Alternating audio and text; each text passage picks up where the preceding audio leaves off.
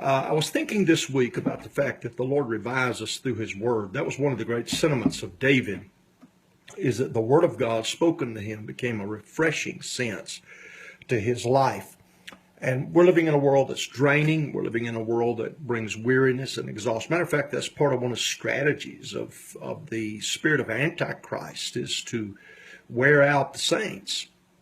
And so in the midst of our weariness, we need the refreshing, we need the strengthening, we need the renewing that comes through the Word of God.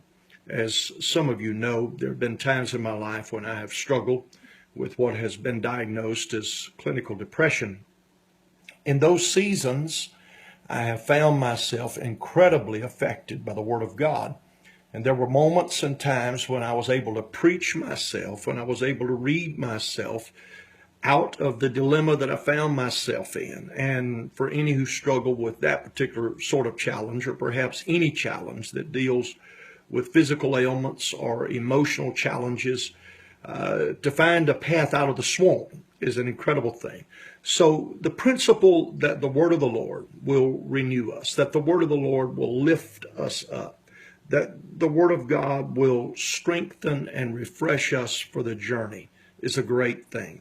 I encourage you this week, don't just receive from the sentiment that comes across the pulpit, but I challenge you to go directly to the Word of God.